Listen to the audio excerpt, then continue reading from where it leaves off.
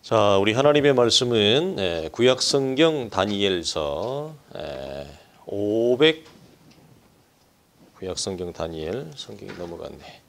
1248페이지 1248페이지 9장 7절로 11절까지 있는 말씀을 교독하겠습니다. 같이 읽습니다. 제가 먼저 7절 읽고 우리 친구들이 8절 읽겠습니다.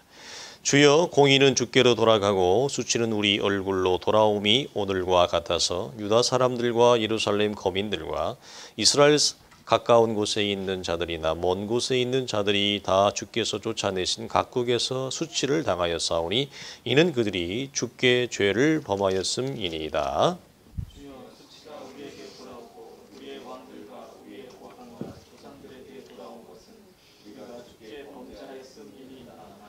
주 우리 하나님께서는 긍휼과 용서하심이 있사오니 이는 우리가 주께 패역하였음이오며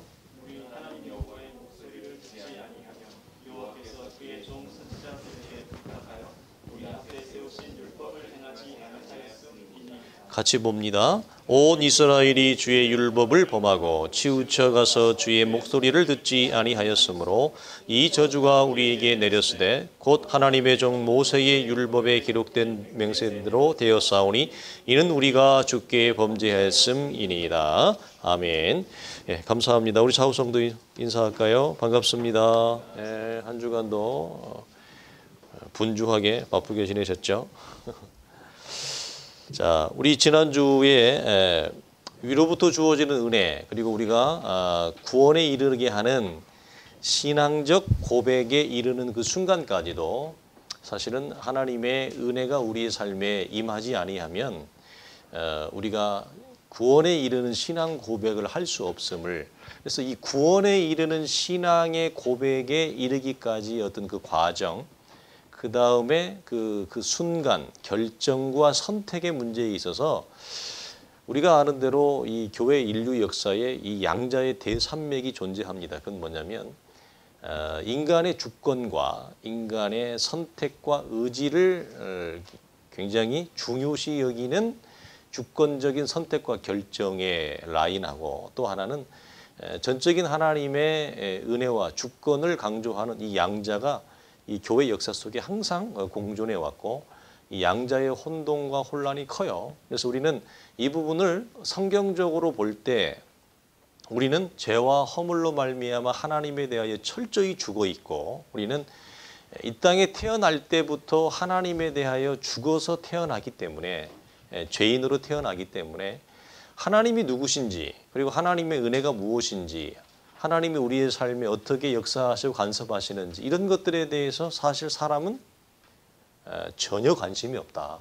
도무지 관심이 없고 알지도 못하며 우리는 우리의 삶에 그것들이 아무런 영향을 미치지 않는, 그래서 우리가 하나님의 은혜가 아니면 우리가 그 구원에 이르는 신앙 고백을 할 수 없기 때문에 내가 무엇을 취사를 선택할 수 있는 옳고 그름의 선택을 할 수 있는 능력과 실력이 전혀 없어요. 그래서 그 부분에 대해서 사실 인간의 어떤 주권이나 선택과 결정의 문제에 있어서는, 특별히 구원에 이르는, 구원의 열매가 맺어지는 그 이르는 길에서는 우리가 살아나야, 하나님의 은혜로 우리가 살아나야 예수 그리스도를 하나님의 아들로 고백하며 죄와 사망의 문제를 해결하기 위해서 십자가와 부활로 우리를 살리신 이 구원의 사건을 받아들일 수 있음을 우리가 같이 나누었습니다. 그래서 어떻게 보면 주권과 선택의 문제가 살아난 이후에나 어떻게 보면 엄밀하게 보면은 작동을 하는 거죠. 하나님에 대해서 죽어 있는데 그것이 작동할 리가 만무한 것입니다. 그래서 이 인간의 의지와 주권, 선택에 달려 있다고 여기는 것은 사실은 우리가 보통 표현할 때 인본주의적인 사고방식이 굉장히 강하고 인간의 존엄성과 인간의 가치를 굉장히 치는 것입니다. 그래서 우리가 이 부분에 대해서 우리가 혼동이 없기를, 그리고 오늘은 이런 부분에 대해서 오해하는 부분이 있습니다. 오늘날 이것은 기독교를 잘 받아들이지 않는, 그러니까 기독교를 거절하는 대표적인 이유라고도 봅니다. 뭐 좀 지식인들 층에서도 우리가 볼 수 있지만 지식인들이 아닌 인간이 가지는 모든 본성상, 본능상 우리 안에 이 잘 깊이 자리 잡고 있는 항변이 뭐냐면 기독교를 거절하는 여러 이유 중에 하나가 뭐냐? 아니면 또 이런 것입니다.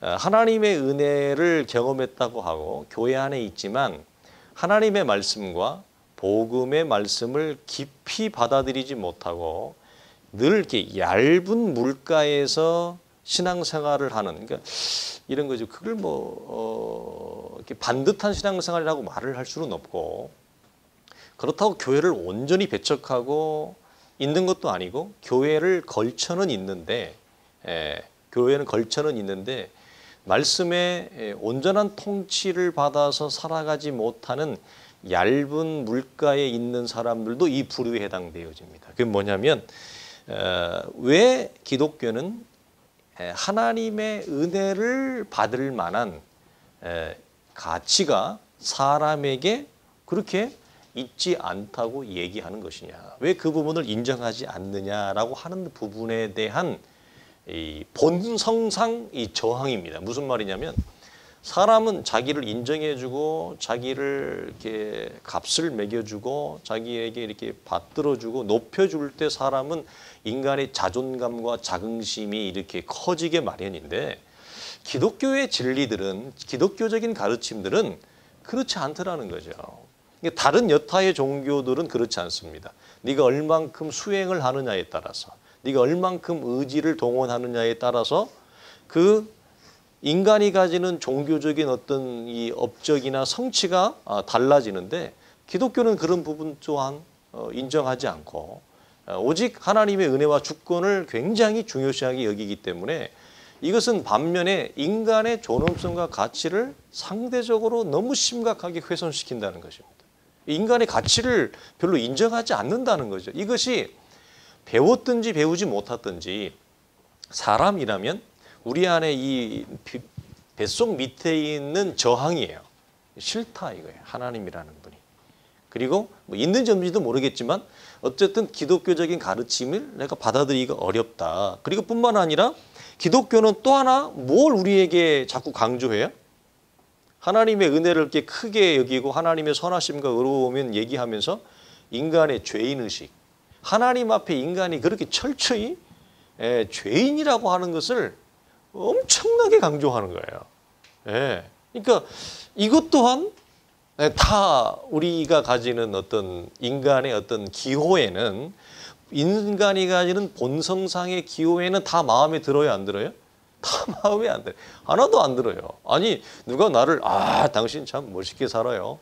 당신 참 괜찮게 살아왔어요. 우리가 그렇게 세상에 내놓을 만한 훌륭한 삶은 아니지만 당신 참 그래도 지금까지 사느라고 열심히 살아오느라고 참 고생 많았습니다. 참 대단합니다.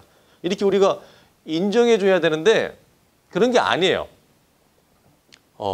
오히려 하나님 앞에서 우리의 죄의식, 죄인의식을 아주 강력하게 강조하고, 그 죄인의식이 하나님 앞에 도리 어떻게 더 나아가냐면 하나님의 은혜 앞에서 우리의 죄의식이 더 커질수록 신앙생활을 더 잘하게 된다는 거죠. 그러니까 매우 역설적인 거예요. 서로 충돌을 야기시킨다는 거죠. 그래서 결국 기독교는 인간으로 하여금 수치심을 유발하게 한다. 이것이 기독교를 받아들일 수 없는 항변하는 사람들의 이유 가운데 하나입니다. 이것은 오랜 기독교의 이 복음 전도 역사에 나타나는 증상이기도 하고, 특별히 18세기의 르네상스 이후에, 문해 부흥 이후에 하나님 중심의 사고방식을 대처하는 사람 중심의 사고방식이 인류 문화에 전면적으로 드러나면서, 계몽주의의 사고방식이 드러나면서 이 사고방식은 오늘날에는 더욱더 강력하게 드러나게 되어졌습니다. 그래서 인간이 하나님의 은혜를 받을 만한 그런 아무런 가치도 없다면 어떻게 은혜를 받아 구원에 이를 수 있겠느냐라고 하는 것입니다. 즉 은혜를 받을 만한 가치가 있고 자격이 있고 자산이 있기 때문에 구원에 이르게 되어졌다라고 하는 것입니다. 여러분 언뜻 들으면 굉장히 설득력이 있잖아요. 이거 맞는 얘기예요. 이건 좋아할 만한 얘기예요. 받아들일 만한 얘기예요. 그런데 성경은 이 부분에 대해서 엄밀하게 세밀하게 그렇지 않다라고 얘기합니다. 이 오해가 오랜 기독교적인 다툼이요.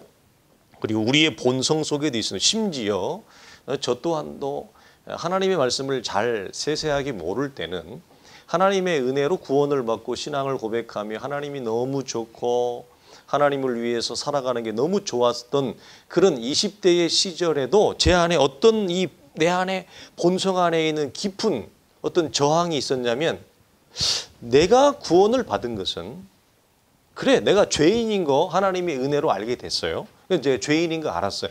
그럼에도 불구하고 내 안에 한쪽 구석에 무엇이 있었냐면 그래도 하나님이 내가 구원을 받을 만한 하나님의 은혜를 받을 만한 그런 어떤 적어도 남보다는 좀 나은 가치, 다른 사람보다는 조금 좋은 가치, 그 무엇이 내 안에 나라고 하는 이 한 인생 속에 있지 않았을까.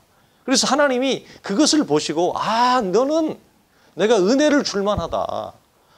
너는 내가 이 은혜를 통해서 구원에 이르는 선물을 줘야 되겠다.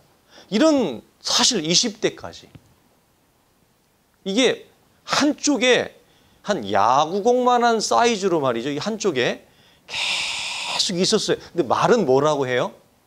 하나님의 은혜, 절대적인 주권, 인간의 절대적인 부패, 인간은 하나님 앞에 구원을 받을 만한 아무런 가치가 없고 은혜를 받을 만한 아무런 하나님 보시기에 선한 구석이 없다.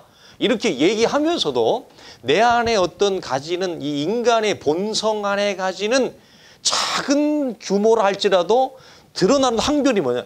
그래도 하나님, 내가 하나님 보시기에 그래도 좀 나은 구석이 있지 않았어요?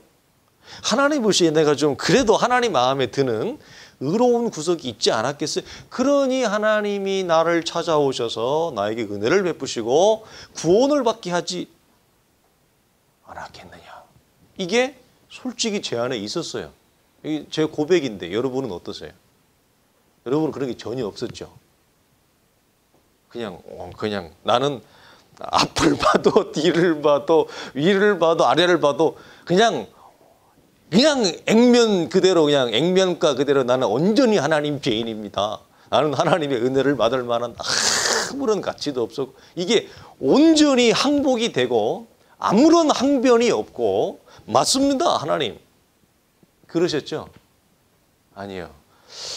저도 이게 한 제 20대 시절에는 항상 제 안에 이렇게 있었던 것 같아요. 근데 이것이 여러분 하나님의 은혜 가운데 해결이 되어지고 정리가 되어져서 내 안에 어떤 선한 구석이나 무엇할 만한 은혜를 통해서 하나님의 자녀에 이를 만한 구원에 이를 만한 어떤 선한 구석도 어떤 좋은 것도 의로운 것도 파편이 됐든지 그것이 부분이 됐든지 아무것도 없이 예수 그리스도 십자가의 사건을 통해서 온전히 다 죽어져야 된다라고 하는 그 부분에 이것이 정리가 되지 않으면 이것이 우리 안에 신앙생활을 하면서 이게 어떻게 보면 종양처럼 점점 커져요. 커져서 이게 우리 안에 어떤 사고방식을 갖게 될까요? 어떤 사고방식을? 이스라엘이 가졌던 선민의식, 특권의식 있죠? 그런 선민과 특권의식은 결국 하나님을 저항하게 만들고 하나님의 은혜를 받아들인다보다는 하나님의 은혜를 훼손하고 그들은 하나님이 원하지 않는 결국 교만한 자리에 서게 되어집니다. 교만의 선봉이 되어집니다. 그래서 우리가 어떤 것을 딱 사람을 볼 때 어떤 이 교회적인 어떤 이 현상이나 어떤 교회 안에 있는 성도들이 당하는 어떤 형통함이나 고난이나 어려움들을 볼 때 항상 이것이 끄집어 올라와요. 그래서 무슨 말일까요? 저 사람은 저렇게 될 만한 무엇이 있었어. 저 사람은 저렇게 지금 힘들게 살아갈 만한 이게 여러분 가지를 내고 뿌리를 뿌려서 커져요. 안 커질 것 같죠? 어떤 사람이 갑자기 형통하게 잘 됐어요. 힘들었는데 그럼 저 사람은 형통할 만한 하나님이 형통하게 할 만한 하나님이 그렇게 형통의 은혜를 줄 만한 무엇이 있었다. 하나님 보시기에 이런 사고방식 우리 안에 굉장히 많아요. 반대로 신앙생활을 잘하고 뭐 그냥 별 어려움 없이 살아가고 평범하게 살아갔는데 어느 날 갑자기 굉장히 어려워진 거예요. 굉장히 극심한 고통을 당하게 돼. 뭐 병을 갑자기 막 중병에 걸리게 되었다든지 갑자기 자식이 막 굉장히 안 좋은 일이 생긴다든지 살아가면서 얼마든지 생길 수 있는 일이에요. 뭐를 우리가 장담할 수 없어요. 그런데 우리 인생에 어떤 사람들이 재앙이라고 생각할 만한 어려움이라고 생각할 만한 일이 닥치면 우리가 바라볼 때 어떻게 그 현상을 해석해? 저 사람은 하나님 앞에 저런 일을 당할 만한 뭐가 있었어. 이렇게 우리가 모든 화와 복의 원인과 조건과 근거를 뭐죠? 네, 그렇게 봐요. 네, 그것이 성경을 통해 보게 되어지면 그것이 온전히 다 맞다고 말을 못해요. 성경을 통해 보면 죄의 문제, 욕심의 문제 때문에 우리가 어떤 결과를 맞이하기도 되지만 조금 더 진전해 나가면 우리가 성경을 보면 욥을 보아도 알 수 있고 성경에 나오는 하나님의 사람들을 보면 그런 어려움을 당할 만한 어떤 이유와 조건이 없는데도 불구하고 그런 시련과 고난을 겪는 일들이 굉장히 많습니다. 그래서 우리가 모든 원인을 오늘 이 부분에 있는 것처럼 내 안에 어떤 원인과 조건 때문에 은혜의 풍성함과 은혜의 훼손을 나누는 것은 상당히 뭐죠? 위험한 이분법적인 사고방식입니다. 그래서 이 부분에 대해서 부패한 인간의 본성 안에는 하나님의 은혜를 받을 만한 가치가 전혀 없다라고 하는 것을 성경은 분명하게 단언하게 얘기합니다. 그래서 우리가 누가복음 5장 8절에도 보면 베드로가 주여 나를 떠나소서 나는 죄인입니다. 이런 고백을 합니다. 디모데전서 1장 15절 사도 바울이 나는 죄인 중에 괴수다. 고린도전서 15장을 가게 되어지면 사도 바울도 이렇게 얘기해요. 맨 나중에 만삭되지 못한 나에게도 하나님이 찾아오셔서 나를 구원했다라고 해요. 그래서 이 자기가 구원에 이르게 되어지고 자기가 감당할 수 없지만 사도라 일컬음을 받게 되어지고 그래서 모든 사도보다 더 많이 수고할 수 있었던 것은 내 안에 그런 좋은 자산이 있고 하나님이 보기에 다른 사람과 비교해서 내가 이방인의 사도가 될 만한 내가 하나님 보시기에 좋은 자격과 조건과 자산이 자원이 내 안에 있었기 때문에 하나님이 나를 찾아오셔서 사도로 부른 게 아니라고 사도가 얘기해요. 우리가 이런 부분에서 혼동이 없어야 돼요. 이 많은 성도들이 이 부분에 대해서 예를 들어서 구를 양보한다 할지라도 구를 항복한다 할지라도 마지막 일을 가지고 있어요. 그게 뭐예요?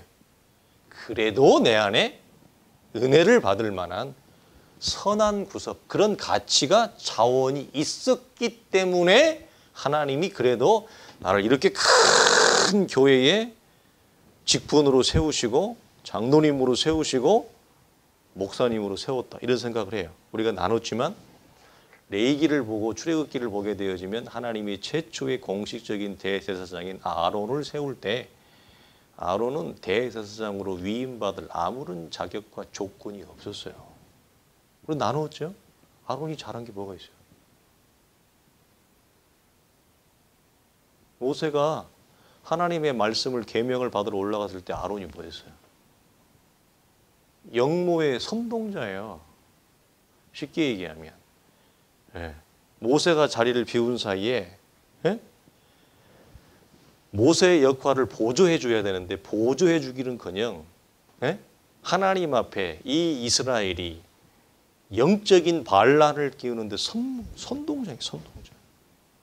여러분 그건 대제사장이 되는데 엄격하게 따지면 아무리 해도 자격이 될 수 없어요.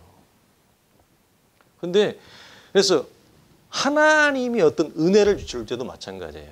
우리의 가치와 우리의 자산이 하나님 보시기에 은혜를 받을 만해서 주시는 게 아니에요. 그래서 우리가 신약으로 넘어오면 성령이 우리 가운데 임재하고 임마누엘로 함께 하시는 거 동일한 것이고 그 후에 넘어가서 우리가 은사를 받는 문제에 있어서도 그랬죠. 은사는 그 사람을 고려해서 지금 무슨 그 사람이 영적으로 수준이 높기 때문에 은사를 받는 게 아니에요. 은사를 받을 때 그 사람의 신앙적 수준과 격이 높은 사람에게 성령이 선물로 은사를 주는 게 아니에요. 그래서 어떤 우리가 부작용이 일어나요?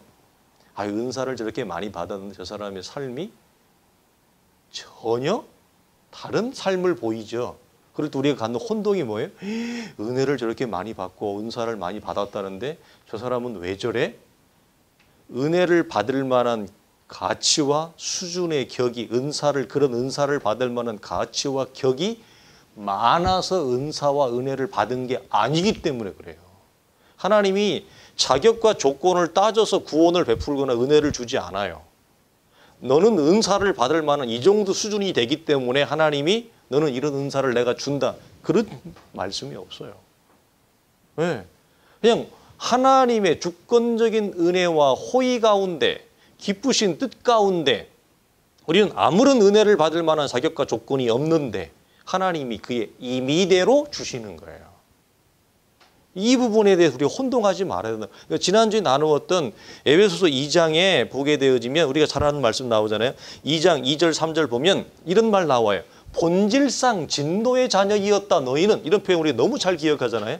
이 본질상 진노의 자녀라는 게 무슨 말일까요? 우리가 영어에 아주 간단한 회화인데 하으마 이런 게 있어요. 너는 참 재능이 타고났어. 너는 춤추는 재능이 타고났어 할 때 아주 간단한 영어 회화인데 You are natural이라는 말을 써. natural. 너는 타고났구나. 그냥 natural, 자연적인 타고난 이 말이야. 근데 여기서 본질상 진노의 자녀라는 말은 무슨 말이에요? 아주 그냥 너는 죄인으로 타고났어. 아주 이 말이야. 너는 타고났는데 뭘로 타고났느냐? 우리가 의인과 성자로 타고난 게 아니라 하나님 앞에 본질상 죄인으로 타고난 거예요, 그냥. 우리가 그래서 죄를 지을 수밖에 없어요. 그래서 우리가 우리의 자녀들을 키워보면 내가 전혀 주입하지 않은 것들이 나오잖아요. 내가 그걸 가르쳤어요? 아니 물론 그런 사람들도 있더라고. 영화를 보나 드라마를 보면 아버지가 도둑질하는 걸 가르치더라고 이렇게. 그런 사람들도 영화에 보면 있더라고. 담장을 넘는 뭐 이런 거 가르치는데 예?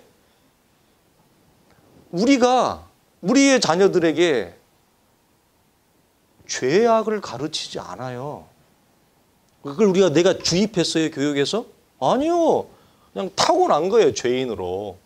그래서 그런 환경이 되면, 그런 옵션이 되면 뭐죠? 얘는 그냥 죄의 열매를 막 내요. 그 왜 그래요? 본질상 진노의 자녀라는 말이 무슨 말이에요? 너는 죄인으로 타고났구나. 근데 우리 모두가 다 뭐예요? 우리 애들을 얘기하는 게 아니라 우리 모두가 다 우리는 아주 그냥 죄인으로 특화돼서 타고난 거예요. 아주 그냥 전매 특허로. 이게 뭐라고요? 본질상 진노의 자녀. 그런데 뭔 거기에 은혜를 받을 만한 뭐 선한 구석이 있고 가치가 있고 의로움이 있고 구원에 이를 만한 남다른 무엇이 있어서 하나님이 나를 구원에 이르게 했겠어요.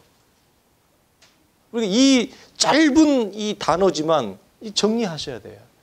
근데 제가 그랬잖아요.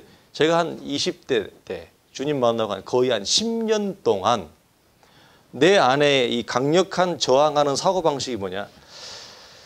그래, 그렇지. 그래, 맞아. 굴을 양보해도 하나 남는 게 뭐예요? 그래. 그래도 하나님이 내가 목사가 될 만하니까 하나님이 목사를 부르겠지. 여러분에게 적용해 보세요. 그런 거 있어요, 없어요? 내가 그래도 목사가 될 만하니까 하나님 나를 목사로 불렀지. 있어요, 없어요? 굴을 양보해도 일이 내 안에 버티고 있다고. 그게 없어져야 된다고요. 성경은 본질상 진노의 자녀라는 것이 뭐죠? 아니에요. 그래서 뭐라고 얘기해요? 순종의 아들이 아니었고 우리가 하나님 앞에 불순종의 아들이었다.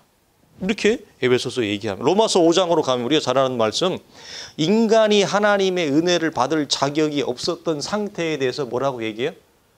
경건하지 않은 자. 경건하지 않다는 말은 뭐예요? 무슨 말이에요? 우리가 내 안에 그래도 이쁜 구석, 선한 구석이 있다고 생각을 한다고 사람들이 다. 근데 뭐라고 얘기해요? 경건하지 않은 자를 위하여 죽으셨다. 또 8절에 뭐라고 해요? 우리가 죄인 되었을 때 죄인을 위하여 죽으셨다. 마지막 10절에 하나님과 원수인 자를 위하여 주님이 죽으셨다. 그러니까 우리가 하나님의 은혜를 받고 구원에 이르는 과정에 있어서 하나님이 우리를 성경이 표현하는, 성경이 선언하는 모든 말씀은 뭐예요?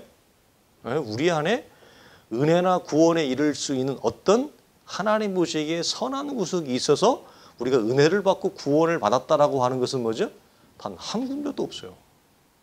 인간의 본성이 가지는 저항과 항변이 뭐냐면, 왜 당신은 내가 자꾸 죄인이라고 하며 나한테 죄인의식을 짊어주고 내가의 가치와 인간의 자긍심과 존엄성을 자꾸 왜 기독교적인 진리의 가르침은 그걸 인정하지 않느냐는 거예요. 다른 종교는 인정하는데 이게 이제 많은 사람들이 기독교를 거부하는 이유 중에 하나라고 하는 것입니다. 그래서 그러나 오늘 본문을 보게 되어지면 본문의 다니엘은 이스라엘이 이렇게 겪게 되어지는 인생의 수치, 이스라엘의 수치에 대해서 언급하면서 우리가 이렇게 수치스러운 존재가 될 수밖에 없었던 것은 하나님께 우리가 여호와께 죄를 범하였기 때문이다. 그래서 주께 죄를 범했기 때문입니다. 이 말을 우리가 읽었던 본문에서 계속 반복적으로 이야기하게 만들어요. 그래서 여러분, 죄는 인생을 수치스럽게 만들잖아요. 그래서 여러분, 성경은 인간의 자존감과 자긍심을 세워주기보다는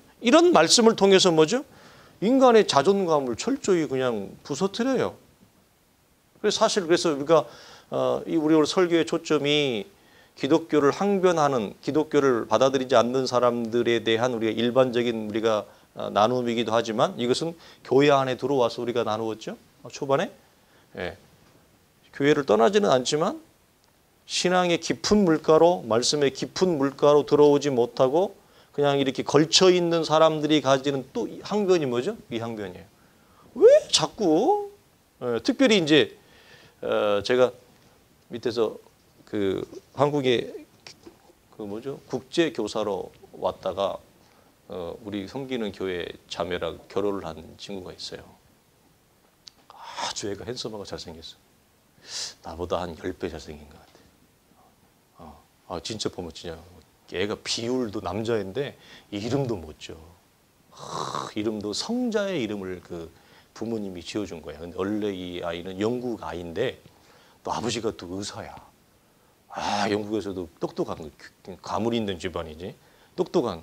그래가지고 영국의 의사는 돈을 많이 못 벌거든요. 그러니까 이 영국 의사가 미국으로 이민을 간 거야. 어릴 때 애들 데리고. 미국은 이 의료보험이 세잖아. 그러니까 돈이 되니까. 그래서 거기서 미국에서 이렇게 애를 키웠어. 근데 애가 아주 잘생겼어요. 우리 아내랑은 기억을 할 건데 키도 크고 별도 좋고.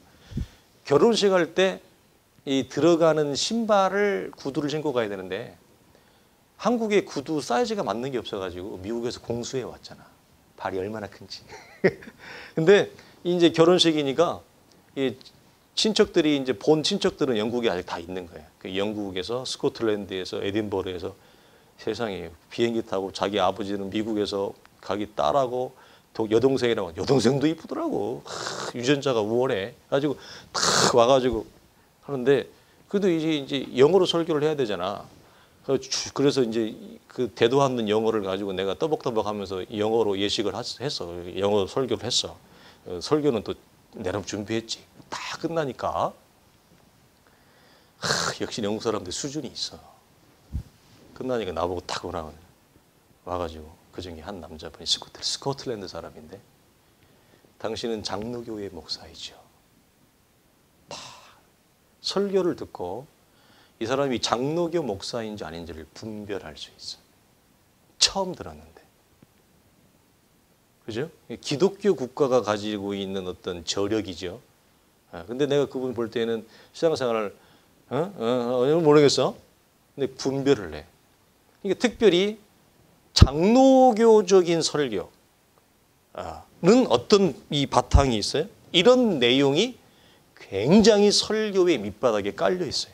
하나님 앞에 하나님의 은혜가 없는, 하나님의 은혜의 손길이 없는 상태에서 인간의 존엄성과 자긍심이 세워질 수 없다.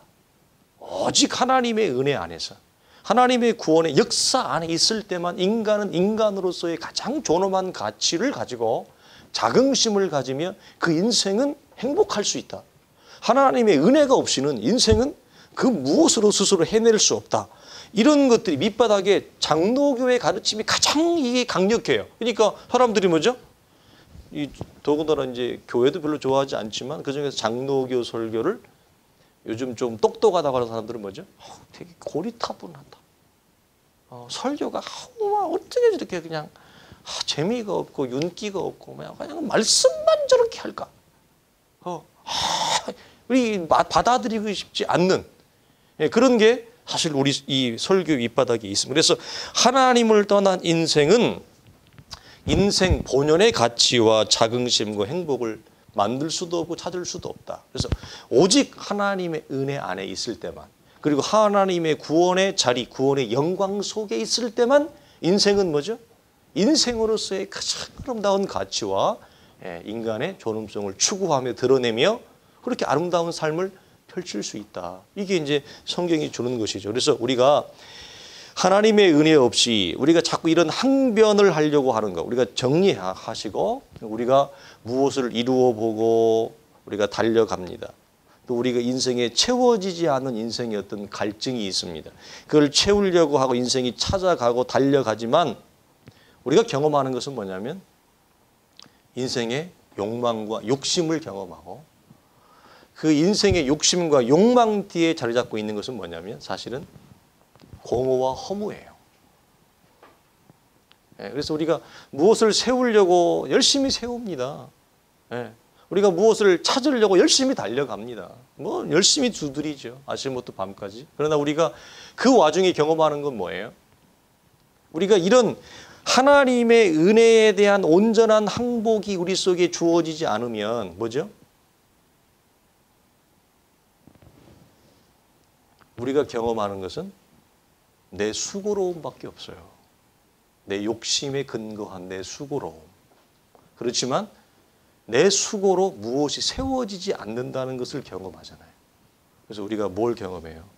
허망하고 허무한 것을 경험하게 되어진다는 것입니다. 우리가 이 하나님에 대한 온전한 항복이 우리가 구약이나 신약이나 우리 사도가 그랬잖아요. 고린도 교회에서 내가 다른 어떤 사도보다 더 많이 수고했다 그랬어요.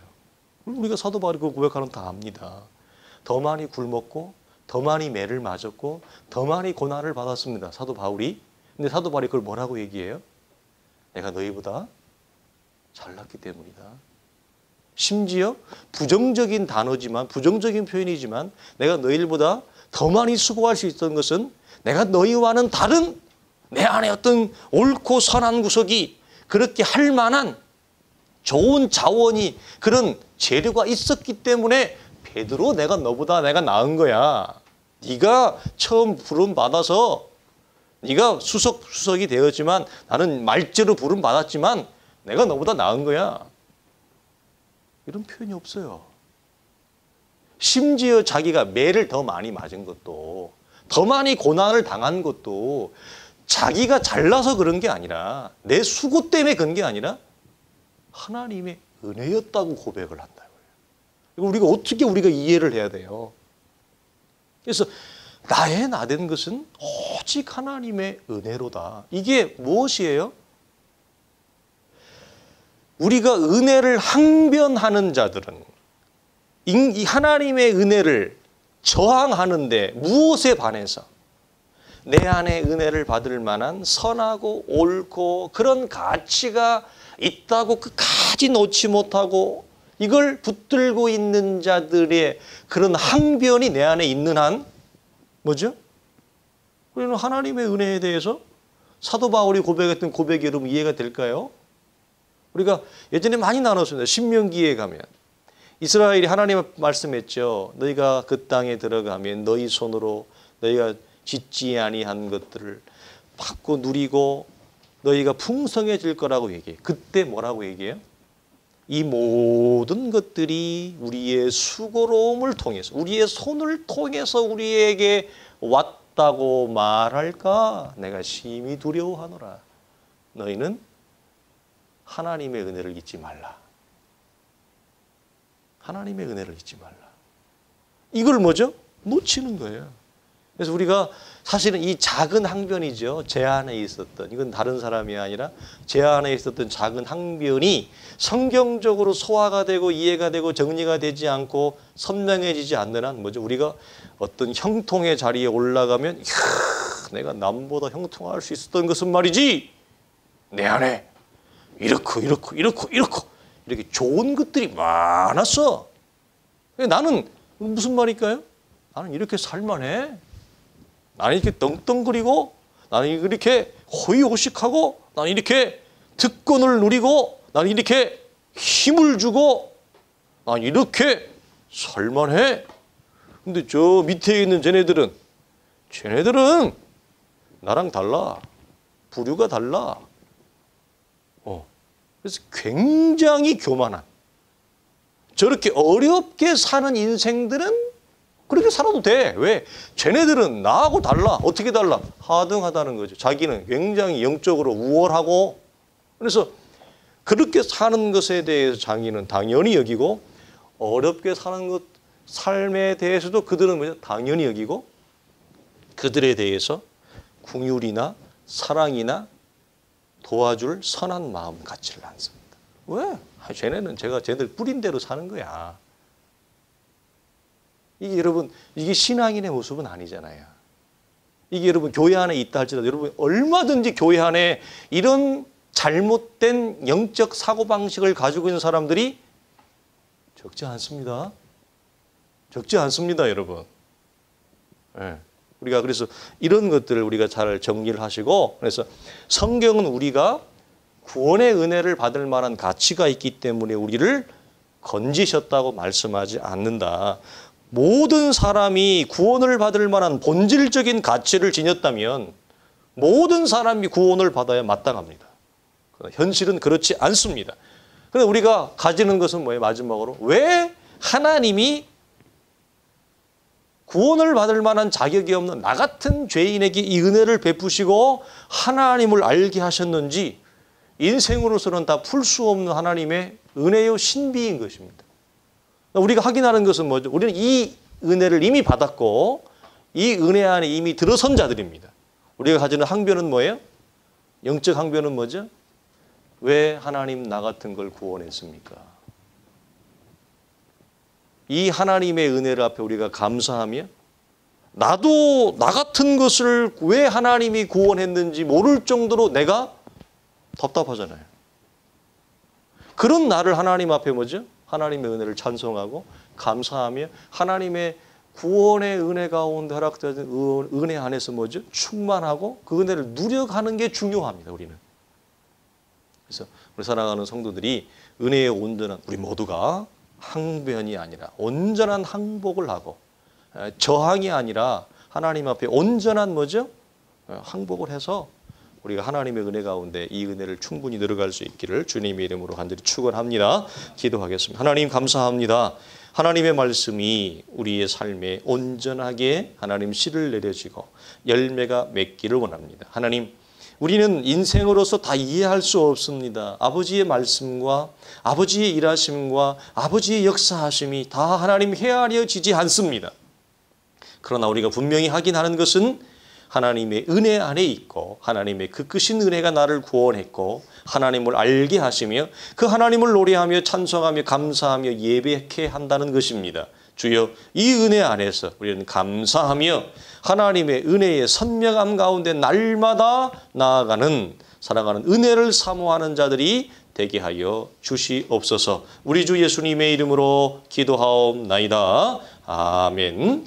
이제는 우리 주 예수 그리스도의 은혜와 우리 하나님의 크신 사랑과 성령의 감화감동 역사하심이 하나님의 은혜 아래 항복하며 하나님의 은혜를 즐거워하며 하나님의 은혜 위에 은혜를 사모하는 성도가 되기를 원하는 모든 하나님의 사람들의 사모함 위에 이제로부터 영원토록 항상 함께 있을지어다.